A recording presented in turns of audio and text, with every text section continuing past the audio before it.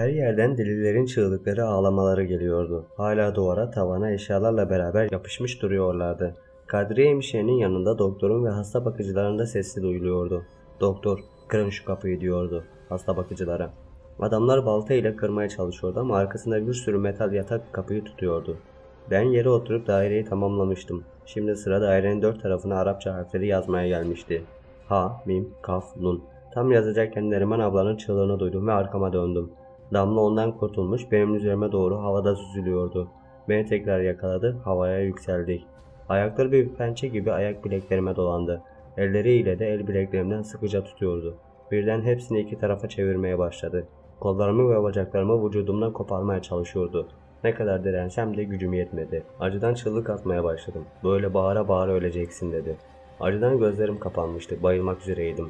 Artık işim bitti diye düşünürken Neriman ablanın hayat dolu sesini duydum. "Bu defa sevdiklerimi kaybetmeyeceğim," diyordu.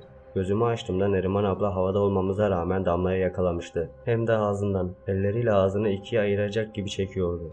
Bu kez çığlık atma sırası Damla'daydı. Üçümüz yere düştük. Damla beni bırakıp ellerimi boğazına götürdü. Arkasından Neriman abla bütün gücüyle ağzını koparacak gibi tutuyordu. Ama Damla çok güçlüydü. İnleyerek Neriman ablanın ellerini tutup ağzını iki yanından kurtardı ve ona doğru döndü. Zavallı yaşlı kadının kolunu aniden çevirdi ve kırdı. Neriman ablanın çığlığı koğuşta yankılandı. Yerde acı içinde kolunu tutarak kıvranıyordu. Kırılma sesi hala kulaklarımdan gitmiyordu. Elimdeki tepeşirle dairenin başına döndüm. Yönüm Damla'ya dönüktü ve tekrar üzerime çılgın gibi atladığını gördüm. Artık yapacağım tek bir şey kalmıştı. Beni yakalayacağı sırada daireyi ve harfleri ikiye ayıran çizgiyi çektim. Bir anda duvara çarpmış gibi oldu. Sadece 10 santim ötedeydi. Yüzündeki şaşkınlık inanılmazdı. Bana öylece bakarken aniden havaya yükseldi. Kolları, bacakları, her yeri zangır zangır titriyordu. Titremesi gitgide artmaya, şiddetlenmeye başladı. O an onu gördüm, gölgeyi. Damlanın çalıkları arasında sırt kısmından sanki bir kabuktan çıkar gibi ayrılıyordu. Kapıyı daha çok kişi yumrukluyor, baltalar kapıda delikler açıyordu. Deliler bağırıyorlardı. Damla çığlık atıyordu. Ben de korku içerisinde ne olacağına bakıyordum. Gölge içinden çıktıkça bedeni görünüyordu. Daha önce gördüğüm koyu siyah şeye benzemiyordu. Sanki yanıyor gibi sarı turuncu renkler dolanıyordu bedeninde. Tamamen çıktığında önce tiz bir ses çıktı. Ardından bir homurtuyla pencereye yöneldi. Kapı pencerenin camını patlatarak koğuştan çıktı. Çıkması ile beraber sanki bir vakuma kapılmış gibi bütün yataklar pencerenin olduğu yere toplandı. Deliler tavanda ve duvarlardan düştü. Kapı açıldı ve Kadriye hemşire, doktor ve hasta bakıcılar koğuşa doluştular. Damla yerde yatıyor inliyordu. Başını kaldırıp bana baktı. Gözlerinde artık sadece korku görülüyordu. Küçük bir kız çocuğunun korkusu. Deliler hala çığlık atıyor, anlamsız şeyler söylüyorlardı. Damla bunları duymuyormuş gibi ayağa kalktı ve Efrit'in kırarak kaçtığı pencereye baktı. "Baba," diye bağırarak ağlamaya başladı. Kadriye hemşire etrafındaki delileri iterek bizim olduğumuz yere geldi. Ben yerde bitkin bir şekilde duruyordum. Damla elleriyle yüzünü kapamış, hala ağlıyordu. Kadriye hemşire onun yanına gelip "Sana bir şey mi yaptılar?" dedi. Damla hiçbir şey duymuyordu sanki. Küçük bir kızdan bir ses çıkmayınca "Yine senin başının altından mı çıktı bunlar?" dedi bana. Ben bir şey diyemeden Damla ayağa kalktı. "Baba," diyerek pencereye doğru koştu ve 3. kattan aşağıya atladı. Hepimiz şok olmuştuk. Bir saniye sonra yere düşüşünün o sert ve sarsıcı sesini duyduk. Hasta bakıcılar pencereye koştu. Kadriye hemşireyle göz göze geldik. İlk kez yüzünde korku görüyordum. 16 Ağustos 2015 1. Dünden beri hastane polis kaynıyor. Birkaç kişiyle birlikte beni de sorguladılar. Gördüklerimi anlatmamı istediler. Gördüklerimi anlattığımda benim de deli olduğuma kanaat getirdiler. Aynı buradaki deliler gibi konuştum. Tabi ciddiye almadılar. Sonra da polisleri başhekimle konuşurlarken duydum. Etraflarındaki herkesin deli olduklarını düşündükleri için çok rahat konuşuyorlardı. Bu arada başhekimi de ilk kez gördüm. "Polis bunlar deli, bunların şahitliği kabul edilmez. Zaten daha şimdiden elimizde gördüğümüz hasta sayısınca farklı anlatım var. Kimi pencereden babası girdi, sonra beraber çıktılar," diyor. Kimi hayalet diyor, kimi cin diyor. Görgü şahidi olan çalışanlar da sadece kızı pencereden atlarken görüyor. "İntihar olarak yazacağız," dedi. Başhekim, "Ben de en kısa zamanda olayın kapatılmasını istiyorum. İntihar olduğu açık zaten. İdari soruşturma açıp onun da en kısa zamanda kapatacağız," dedi. Buralar epey bir karışık. Bakalım ne zaman düzelecek. 2. İnanamıyorum. Eve dönüyorum. Buradan kurtuluyorum. 3. Hala inanmakta zorluk çekiyorum. Kendime gelmeye çalışıyorum. 4. Suna abla az önce yanıma gelip bana sarılarak "Seni taburcu ediyorlar. Buradan gidiyorsun," dedi. Şok oldum. Öyle anlamsızca sarılıyordum ona. Gerçekten mi? Nasıl olur dedim. Damla'nın ölümü yani intiharı burayı bayağı karıştırdı. İntiharından önce de seninle kavga ettiğini görmüşler. Başhekim dolayı kapatmak için seni buradan göndermeye karar vermiş. Senin iyileştiğini söyleyip işlemleri başlattı. Artık özgürsün. Bu gece buradaki son gecen. Sevinçten ona tekrar sarıldım. Sonra yatağa oturdum. Ellerimi yüzümü kapattım, ağladım. Çok ağladım. Çok sevindim. 5. Sunu ablanın telefonundan ablamı aradım. Yarın hastaneden çıkacağımı söylediğimde önce inanmadı. Nasıl olduğunu sordu. Olanları anlatamazdım. Çünkü yine delirdiğimi düşünürdü. Telefonu Sunu ablaya verdim. O anlattı. Tekrar aldığımda çok sevinçliydi. Annemi arıyorum hemen. Seni gelip alsın dedi. Hayır, anneme söyleme dedim. Neden diye sordu. Zavallı çok şaşırmıştı. Annemle son görüşmemiz iyi geçmemişti. Belki duymuştursun dedi. Evet dedi. Sesi çok üzgün geliyordu. Ayrıca üvey babamı da görmek istemiyorum. Yaşadığım bunca şeyden sonra onların yanında kalamam. En azından bir süre babamla kalmak istiyorum. Babamı ararsan sevinirim dedim. Tabii haklısın dedi. Babamı hemen arıyorum. Çok sevindim tatlım. Yarın akşam iş çıkışında babamlarla görüşürüz. Keyifliyim günlük. Hem de çok. 17 Ağustos 2015 1. Artık buradaki son günüm. Eşyalarımı topladım. Çok yok zaten. Burada geldiğimden beri ilk kez hastane kıyafeti olmayan bir kıyafet giyiyorum. Başta garip geldi bu kıyafetleri giymek ama şimdi mutluyum. Kendimi insan gibi hissediyorum. Burada insan olduğunu unutturuyorlar. Nasıl yapıyorlar bilmiyorum. 2. Babamı bekliyorum. Beklerken hislerimi yazmaya çalışıyorum. Burada yazacağım son notlar bunlar. Şu an vücudumda, ruhumda başkasına aitmiş gibi hissediyorum. Üzerime olmayan bir kıyafet gibi taşıyorum ikisini de. Alışmaya çalışıyorum bu yeni halime. Vücudumda, ruhumda bol geliyor. O kadar uzun zaman, o kadar çok mahrum kalmıştım ki ikisinden. Onlarla ne yapacağımı, onları nasıl kullanacağımı bilmiyorum. Belki de saçmalıyorum. 3. İçimde tuhaf bir his var. Buradan ayrılmak içimde bir yerleri rahatsız ediyor. Aklım almıyor. Burası hayatımda olmak istediğim en son yer. Fakat yine de buradan gitmeyi istemeyen bir yanım var. İçimde taşımayı istemediğim bir his. Buradan çıkarken o hissi burada bırakmak istiyorum. 4. Babam daha gelmedi. Ben de beklemeye devam ediyorum. Kalbim çok hızlı çarpıyor. Hala buradan çıkacağıma inanamıyorum. Sanki birisi gelip bunun pis bir şaka olduğunu, benim buna inanacak kadar saf ve deli olduğumu söyleyecek diye korkuyorum. 5. Suna hemşire gelip babamın burada olduğunu söyledi. Az önce çok rahatladım. O ana kadar sanki bu bir rüya ve birisi beni uyandıracakmış gibi geliyordu. Rüya değilmiş çok şükür. Ama Suna hemşirenin gözlerinin yaşardığını görünce biraz üzüldüm. Birbirimize sarıldık.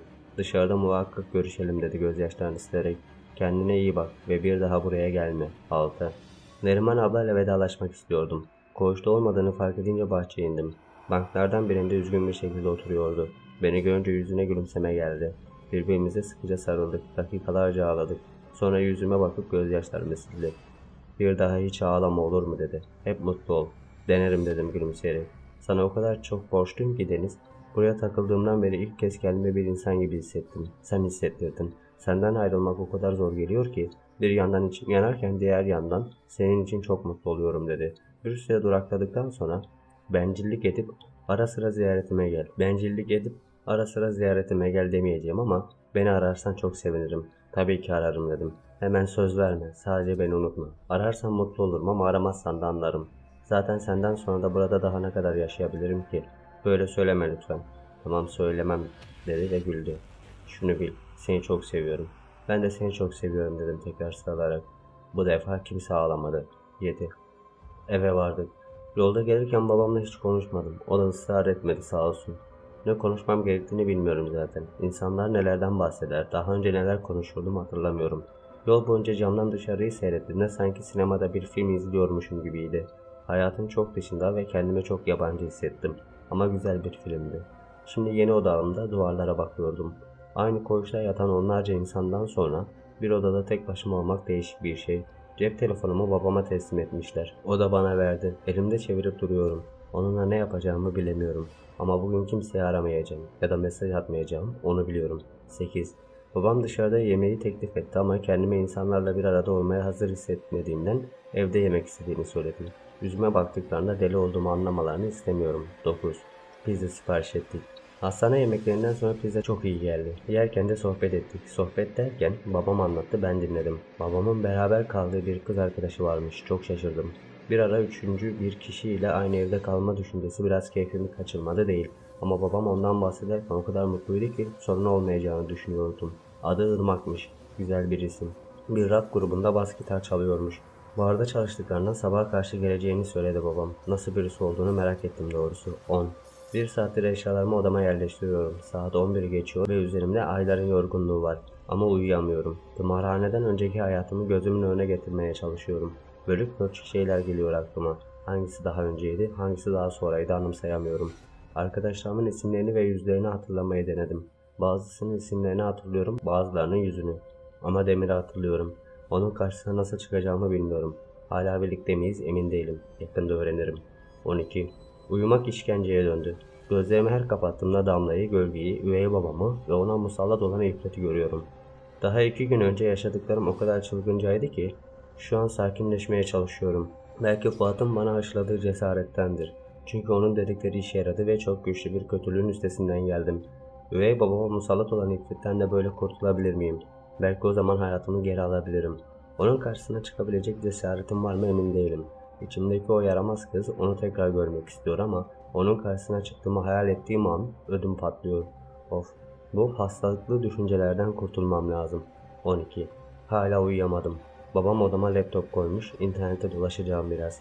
İyi geceler günlük. 18 Ağustos 2015.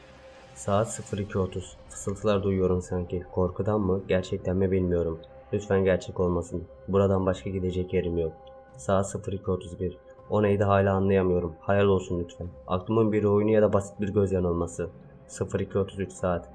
Hiç akıllanmayacağım. Yine kendimi bir belanın içine soktum. Böyle şeyler hayatımdan ne zaman çıkacak? Saat 02.41. Odadaki bütün ışıkları yaktım. Mum hariç. Saat 02.43. Sürekli sağa sola bakıp etrafı dinliyorum. Yapmayacaktım onu. Aptallığımdan kurtulamıyorum. Saat 02.44. Uyku tutmayınca internette dolaştım. Sonra nereden aklıma geldiyse belki de hiç çıkmıyordur. Üvey babam ve ona musallat olan İffet'i düşündüm. Onlarla karşılaşmamak için anneme gitmemiştim. Babamın yanında onlardan uzakta güvende olacağımı düşünerek bu tür bir varlıkla nasıl iletişime geçebilirim diye internette araştırma yaptım. Aptal kafam. Saat 02.47. Sitenin birinde böyle varlıklarla iletişime geçmek için bir ayna, mum ve kafatası gerektiğini söylüyordu. Kişi o varlığa yoğunlaştığında kafatasının aynadaki yansımasından konuştuğunu yazıyordu. Çok ilgimi çekmişti. Haliyle kafatası bulamayacağımdan bir şey olmayacağını düşündüm. O yüzden yapma konusunda daha cesurdum. Babam uyuyordu. Normalde aynalara bakmadığım halde içimden bir şey beni zorluyordu. Ben de banyodaki aynayı aldım. Buzdolabından da mum buldum. Odama geçip ışıkları kapattım. Aynayı yere koyup aramızda da mumu koydum. Mum yandıktan sonra aynada kendi yansımamı gördüm. O görüntü bile beni korkutmuştu. Bir an vazgeçecektim ama merakım yüzünden devam ettim. Gözlerimi kapatıp üvey babamı düşündüm. Böyle dakikalar geçti. Arada yavaşça tek gözümü açıp korkuyla bir görüntü olup olmadığına bakıyordum. Benim görüntümden başka bir şey yoktu. Ben de İffet'i en son gördüğüm haliyle hayal etmeye karar verdim. Birden ter bastı. İçimde bir şeyler dolaşıyordu sanki. Elimde olmadan sallanmaya başladım. Ardından da titremeye. Gözlerimi açıp bu halden kurtulmak istiyordum ama açamıyordum. İşte o zaman korkmaya başladım. Ne kadar zaman geçti bilmiyorum. Titremem, sallanmam durdu ve gözlerimi açabildim. Aynaya baktığımda yansımanın yerinde kötü kötü sırıtan üvey babamı gördüm. Kilitlenmiştim, yerimden kalkamıyordum. Üvey babamın görüntüsü değişip İffet'i ablamlarla gördüğüm şekline büründü. Koyu kan kırmızısı bir duman gibi tüten, parlak kırmızı gözlü bir varlık. İçim titredi. Bir şeyler homurdandı ama anlamadım. Ağzımı açıp dua etmeye çalıştım. Yapamadım. Ağzım gibi ruhum da kilitlenmişti. İçimden bile dua edemiyordum. İffet aynanın içinden dumandan ellerini çıkardı. Bana doğru yavaşça uzatıyordu. Yüzü yoktu ama güldüğünü hissediyordum. Aklıma Fuat geldi ve onunla birlikte cesaret de geldi. Dua okumaya başladım. Önce içimden okuyordum. Ben okudukça elleri aynanın içine doğru çekilmeye başladı. Kızgın olduğunu gösteren homurtular çıkartıyordu. Sonra nasıl olduysa sesli bir şekilde dua edebildim ve bir anda görüntü kayboldu. Ben geri düştüm. Sanki suyun içinde boğulan bir insanın suyun yüzüne çıktığında aniden nefes almaya başlaması gibi nefes aldım. Aynada benim dehşetten gözleri açılmış halim vardı. Hemen elimi uzatıp acısını aldırmadan mumu söndürdüm. Oda kapkaranlıktı ama aynada bir şey görmediğimden memnundum. Kendi yansımam bile olsa. Kendime gelince ayağa kalktım. Arkamı dönüp lambayı yakmak için elimi uzattım ama lambayı yakamadan o garip aydınlık geri geldi. Aynaya doğru döndüğümde mumun yine yandığını gördüm. Kalbime dehşet verici bir his doldu yine. Dua okumaya başladım ama o his hiç geçmedi bu defa. Ellerim titreyerek söndürmek için muma doğru uzandım. Aynada yansımam yoktu. Yalnızca mum ve bir karanlık vardı. Tam elimi uzatmış mumu söndürecekken aynada bir şey göründü. Afalladım. Daha iyi görmek için eğildim. Mumun arkasında sarı saçları iki yandan ayrılmış, Kocaman mavi gözlü olan bir oyuncak bebek oturuyordu. Kafası yerdeki muma dönüktü ve gözlerinde garip bir canlılık vardı. Sanki gerçek bir göz gibiydi. Ben aynaya iyice yaklaştığımda muma dönük başı hiç hareket etmeden gözleri bana döndü. Sırtımdan aşağı kadar ürperti hissettim. Gözlerimiz birbirine kilitlenmişken başını da çevirip benimle oynar mısın dedi. Ben kendimi geriye doğru attım. Sol elim duvarda lambanın düğmesini arıyordu. O korkunç bebek ayağa kalkıp ağır adımlarla aynanın dışına çıkacakmış gibi yürüdü. Gözlerim dehşetten açılmış bir halde bakarken elim hala düğmeyi arıyordu. Bebek garip adımlarla yaklaşıyordu. İyice yaklaştığında ayağını aynanın dışında çıkacakmış gibi kaldırdı. O sırada elim lambanın düğmesini vurmuştu. Işık açıldığında bebek kayboldu. Ben korkudan duvara yapışmış bir şekilde aynadan gözümü ayırmadan yerde öylece kala kaldım. Çok korkuyordum. Şimdi ne olacaktı? 19 Ağustos 2015 saat 13:17. Evde kimse yok ve korkuyorum. Aklımı gerçekten kaçırdım mı? Tımarhanedeki kaçıklardan daha aklım başımda belki ama normal insanlar benim yaptığım şeyleri yapmaz. Gördüklerimi görmez, duyduklarımı duymaz. Saat 13:21. Dün gece yaptığım saçmalıktan sonra sabaha kadar uyuyamadım. Gün aydınlanınca kendimden geçmişim. Yarım saat önce uyandım. Gece ifritle temas kurmak için kullandığım mum ve ayna yerde duruyordu. Uyumadan önce de aynanın üstüne bir örtü atmıştım. Şimdi ise ne mum var ne de ayna. Babamın aldığını umuyorum. Gece aynadaki oyuncak bebeğin sesi, daha sonra duyduğum fısıltılar, daha tımarhaneden çıkalı bir gün oldu, delilik üstümde kaldı. Saat 13:43. Az önce sesleri yine duydum. Dün aynada gördüklerimden sonra banyo yerine mutfağa girmiştim. Elimi yüzümü yıkadıktan sonra evin içinde gezerken bir odanın önünden geçtiğimde bir fısıltı duydum. Daha iyi duyabilmek için kulağımı kapıya dayadığımda fısıltılar kesildi. Bir süre durdum ama ses gelmedi. Vazgeçip salona doğru yürüdüm. Daha birkaç adım atmıştım ki fısıltıları yine duydum. Olduğum yerde durup dinledim. Fısıltılar gerçekti, duyuyordum. Başımı sesin geldiği odanın kapısına çevirdim. Biraz daha dinleyip tekrar kapıya yaklaştım. Kalbim heyecandan hızlı hızlı çarpmaya başladı. Kulağımı dayadığım anda yine sesler kesildi. Ama bu sefer daha korkunç bir his doldurdu içimi. İçerideki bir şeyler de susup beni dinliyordu.